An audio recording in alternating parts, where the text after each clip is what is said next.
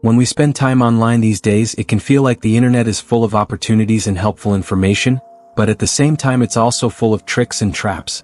And one of the most common ways people are being tricked today is through fake ads and social media scams, especially those that promise miracle health products, unbelievable investment returns, or quick and easy solutions to big problems. And sadly, older adults are often the main targets of these scams because criminals know that seniors may be looking for ways to improve their health, save money, or stretch their retirement income, and they also know that not everyone grew up with the internet, so some of these tricks may look more believable than they really are. So let's talk slowly and clearly about how these scams actually work, why they're dangerous, and most importantly how you can protect yourself and your loved ones from falling victim to them, because being cautious online is not about being scared, it's about being smart. Imagine scrolling through Facebook or watching a short video on YouTube or TikTok, and suddenly you see an ad that says something like, "Doctors don't want you to know this secret pill that cures pain in just 7 days," or "Invest a little today and make thousands of dollars in just 1 month with our guaranteed program." The ad looks professional, the video might even use a famous doctor's face or a celebrity endorsement, and there might be comments underneath saying things like, "This changed my life," or "I already made money," and when you click on the link you're taken to a website that looks very official, with a logo, testimonials, and sometimes even fake reviews from people who seem real. But what's happening behind the scenes is that these websites are designed only to take your information and your money. The so-called miracle products often don't exist, or if they do exist they are cheap, unsafe, and completely ineffective, and the investment schemes are designed so that once you send money, it goes directly into the scammer's pocket and you will never see it again. What's worse is that some of these websites don't just take your money, they also steal your personal details, your credit card numbers, your banking information, and your identity, which means they can continue to cause problems long after you've left the site. The way these scams are set up is very clever. First they catch your attention with big promises, then they try to win your trust by showing fake doctors, fake experts, or fake success stories, then they pressure you to act quickly by saying things like "limited time offer," or "only a few spots left," and then they push you to give your payment details or personal information, and once they have what they want, they disappear. The website may shut down or the phone number may stop working, leaving you with lost money and no way to recover it. Now, it's very important to understand that just because something is advertised online does not mean it is true, and even if it looks professional or has a lot of likes and comments, those can be bought or faked very easily. Scammers know how to create a sense of urgency and excitement, but the rule of thumb we should always remember is this: if it sounds too good to be true, it probably is. So what can you do to protect yourself?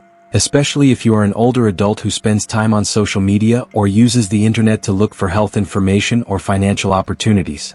The first step is to slow down and always double-check before you buy anything or share your personal details. Don't rush just because an ad says "today only" or "don't miss this." That urgency is a trick to stop you from thinking clearly, so take your time, talk to a family member or a trusted friend before making any purchase or investment online.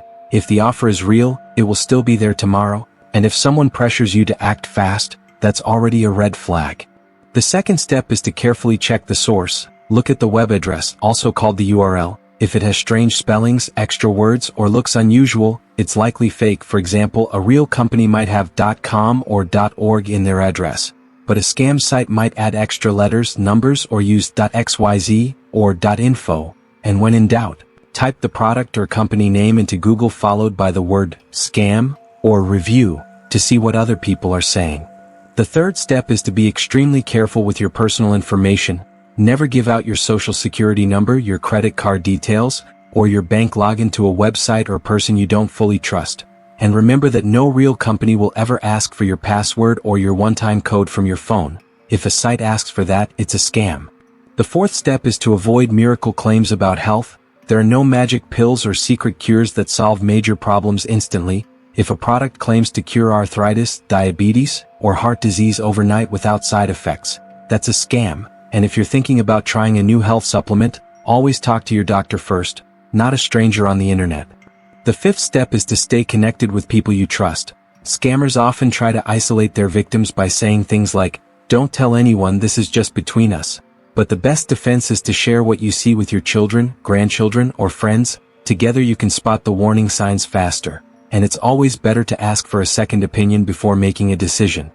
Finally, learn how to report scams. Most social media platforms have a report ad or report scam button, and in many countries you can also call consumer protection hotlines or even the police if you've been targeted. Reporting not only protects you but also helps protect others, because the faster these fake ads get shut down, the fewer people will lose their money. And if you've already been tricked, don't be ashamed. Scammers are professionals at what they do. They know exactly how to play with people's emotions, so if it happened to you, it's not your fault, but it is important to act quickly. Contact your bank to block your card, change your passwords, and let your family know what happened so they can help protect you. Remember, staying safe online is not about being fearful. It's about being aware and taking a moment to think before clicking or paying, and the more we all share this information, the safer our communities will be.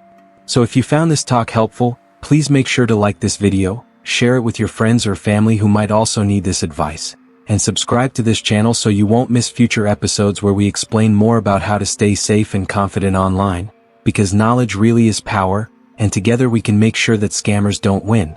Thank you for listening. Take good care of yourself, stay alert, and remember, you are never alone when it comes to protecting your money, your health, and your peace of mind, and we'll be here with more useful guidance in the next episode.